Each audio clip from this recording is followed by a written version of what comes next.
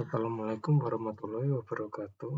Perkenalkan, nama saya Sudi Asmoro Wasana Putra dari program studi di 4 Teknologi Rekayasa Otomotif. Saya berasal dari offering D2 Universitas Negeri Malang. Kali ini saya akan presentasikan bab energi untuk mata kuliah termodinamika. Nah, ada dua materi yang akan saya jelaskan pada video kali ini. Yang pertama adalah proses reversibel dan irreversibel. Yang kedua adalah siklus. Nah, sebelum saya menjelaskan tentang proses reversibel dan juga irreversibel, saya akan terlebih dahulu menjelaskan tentang eksergi. Meningkatnya kesadaran bahwa sumber daya energi dunia terbatas telah menyebabkan banyak negara memeriksa kembali kebijakan energi mereka dan mengambil tindakan drastis dalam menghilangkan limbah. Ini juga telah memicu minat dalam komunitas ilmiah untuk melihat lebih dekat pada perangkat konversi energi dan untuk mengembangkan teknik baru untuk lebih memanfaatkan sumber daya yang terbatas. Baik, untuk penjelasan eksergi itu juga bisa disebut dengan ketersediaan. Dan di dalam termodinamika, eksergi suatu sistem adalah kerja berguna maksimum yang mungkin dilakukan selama proses yang membawa sistem ke kesetimbangan dengan reservoir panas untuk mencapai entropi maksimum. Hukum termodinamika pertama. Hukum pertama termodinamika berkaitan dengan kuantitas energi dan menegaskan bahwa energi itu tidak dapat diciptakan ataupun dihancurkan. Maksud dari bunyi hukum ini adalah energi itu bersifat kekal dan tidak dapat dimusnahkan. Tapi energi dapat berubah menjadi energi lainnya. Contohnya seperti energi panas yang berubah menjadi energi listrik, dan lain sebagainya. Hukum ini hanya berfungsi sebagai alat yang diperlukan untuk pembukuan energi selama memproses. Hukum kedua termodinamika telah terbukti menjadi alat yang sangat ampuh dalam optimalisasi sistem termodinamika yang kompleks. Dalam hal ini, saya memeriksa kinerja perangkat teknik berdasarkan hukum kedua termodinamika.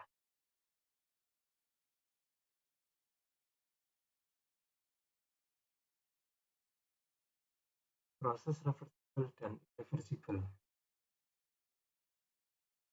Apa itu proses reversibel?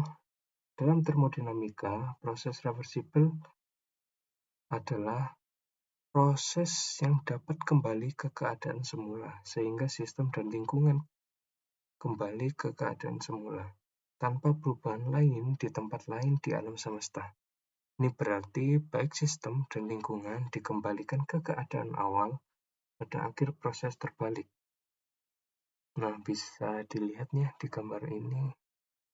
Dari kejadian A berubah menjadi B, tapi di sisi lain itu bisa mengembalikan keadaan yang semula, yang tadinya kondisi B menjadi kembali ke kondisi A tanpa merubah apapun. Nah, Louis Stirling.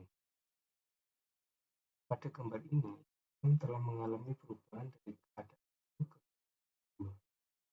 Proses reversibel dapat membalik sepenuhnya dan tidak ada efek yang tersisa, yang menunjukkan bahwa sistem telah mengalami perubahan termodinamika. Selama proses reversibel, semua perubahan dalam kondisi yang terjadi dalam sistem berada dalam kesetimbangan termodinamika satu sama lain. Nah, bagaimana sih proses reversibel secara internal dan juga eksternal? Nah, saya akan jelaskan secara internal terlebih dahulu. Nah, proses reversibel secara internal. Proses ini dapat dibalik secara internal jika tidak ada irreversibilitas yang terjadi dalam batas-batas sistem. Dalam proses-proses ini, suatu sistem mengalami melalui serangkaian keadaan keseimbangan.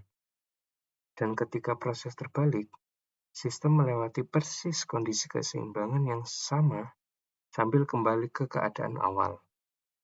Nah, selanjutnya proses reversibel secara eksternal. Di dalam proses reversibel secara eksternal, tidak ada irreversibilitas yang terjadi di luar batas sistem selama proses. Perpindahan kalor antara reservoir dan sistem adalah proses yang dapat dibalik secara eksternal.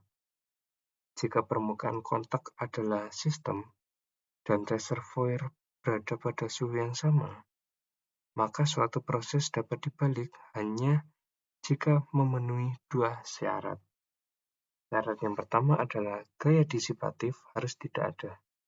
Nah, untuk syarat yang kedua, itu prosesnya itu harus terjadi dalam waktu kecil yang tak terbatas. Dengan kata sederhana, proses yang dapat membalikkan kembali sepenuhnya adalah proses reversibel.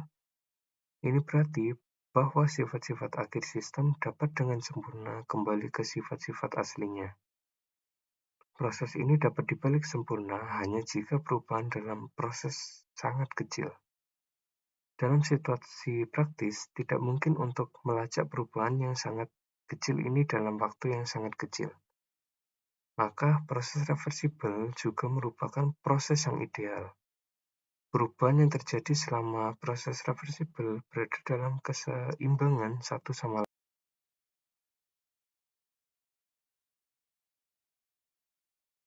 Apa sih proses irreversibel itu? Proses irreversibel adalah hasil dari menyimpang dari kurva, sehingga mengurangi jumlah keseluruhan usaha yang dilakukan. Proses irreversibel adalah proses termodinamika yang menyimpang dari keseimbangan. Dalam hal tekanan dan juga volume, itu terjadi ketika tekanan atau volume suatu sistem berubah secara dramatis atau instan, sehingga volume tidak memiliki waktu untuk mencapai keseimbangan. Contoh klasik dari proses irreversibel adalah dengan melepaskan volume gas tertentu ke dalam ruang hampa. Dengan melepaskan tekanan pada sampel dan memungkinkannya untuk menempati ruang yang besar, sistem dan sekitarnya tidak berada dalam keseimbangan selama proses ekspansi. Di sini sedikit usaha yang terjadi, namun ada persyaratan usaha yang signifikan. Dengan jumlah disipasi energi yang sesuai saat kalor yang mengalir ke lingkungan, ini untuk membalikkan proses. Bisa dilihat di contoh gambar ya. Ini adalah contoh dari proses irreversibel.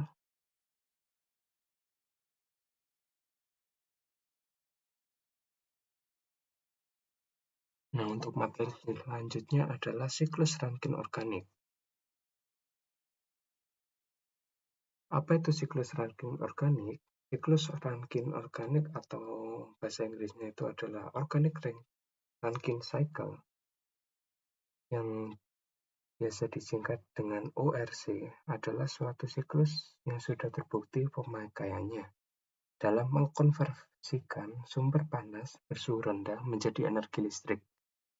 Siklus ini merupakan modifikasi dari siklus Rankine konvensional dengan merubah fluida kerjanya menjadi fluida organik. Contoh dari ORC ini adalah refrigeran yang akan saya jelaskan nanti di akhir bab ini.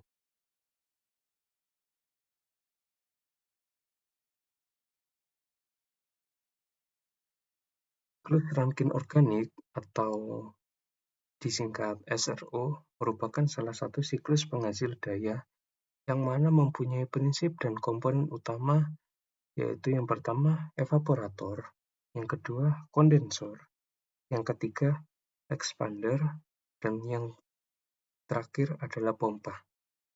Sama seperti siklus Rankine konvensional, perbedaan utamanya ialah terletak pada fluida kerja yang digunakan.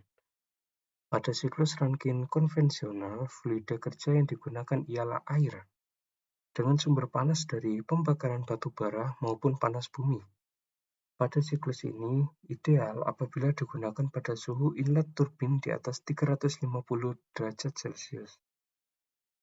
SRO bekerja pada temperatur yang lebih rendah, yakni sekitar 80 hingga 350 derajat Celcius.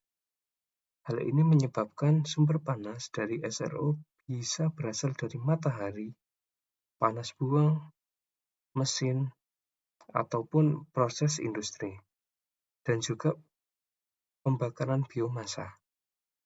Oleh karena itu, fluida kerja yang digunakan berupa fluida organik yang mempunyai titik didih di bawah air.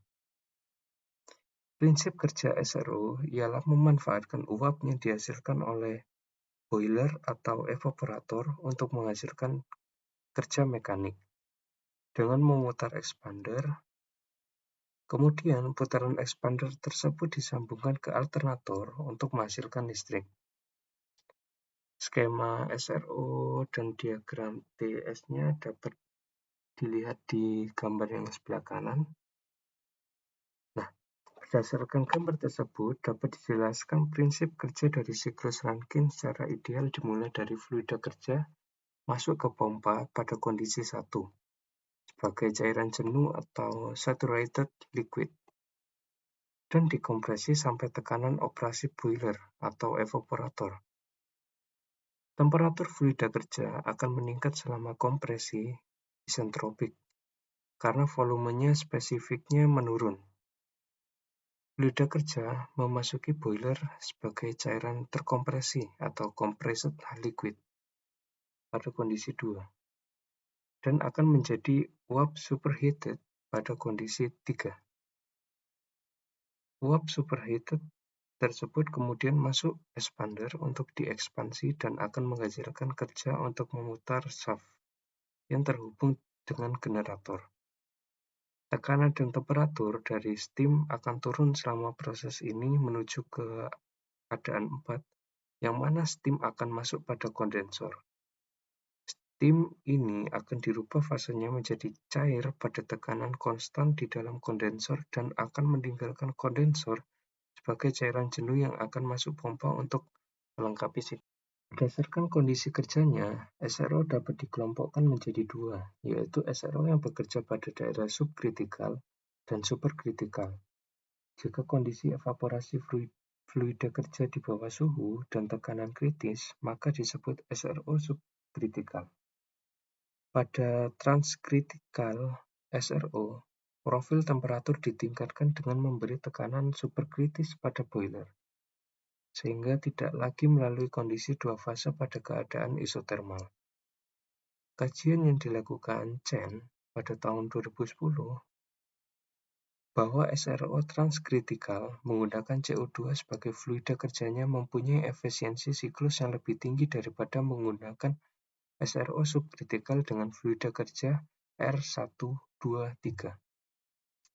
Penelitian yang dilakukan oleh Baik pada tahun 2013 menunjukkan bahwa daya keluaran yang dihasilkan transkritikal SRO dengan fluida kerja R125 lebih besar 10% daripada SRO subkritikal yang menggunakan fluida kerja R134A, R245FA, dan R152A. Alghieri dan Moroni pada tahun 2012 juga melakukan perbandingan beberapa sistem SRO dan didapatkan bahwa SRO dengan sistem superkritikal menggunakan internal heat exchanger menghasilkan performa yang lebih besar atau efisiensi thermal daya listrik bersih, efisiensi daya listrik bila dibandingkan dengan subkritikal SRO. Namun, kelemahan SRO transkritikal ialah dibutuhkannya tingkat keamanan yang sangat tinggi pada komponen-komponennya, karena menggunakan tekanan 60 hingga 160 bar, sehingga kurang memungkinkan juga dari sisi pemilihan fluida kerja. Pemilihan fluida kerja merupakan salah satu aspek yang krusial pada SRO, sebab operasi kerja dan performa SRO tergantung dari fluida kerja. Pemilihan fluida kerja harus disesuaikan dengan sumber panas yang digunakan. Fluida kerja harus mempunyai sifat termodinamika yang optimum pada kemungkinan suhu dan tekanan terendah. Beberapa fluida kerja seperti jenis R11, R113, dan R114 sudah tidak diizinkan lagi penggunaannya karena berpotensi merusak ozon dan lingkungan. Selain itu, fluida kerja harus bersifat non-toksik, tidak korosif, dan tidak mudah terbakar, yang mana harus sesuai dengan protokol keamanan ASHRAE. Berikut merupakan beberapa kriteria dalam penentuan fluida kerja untuk SRO.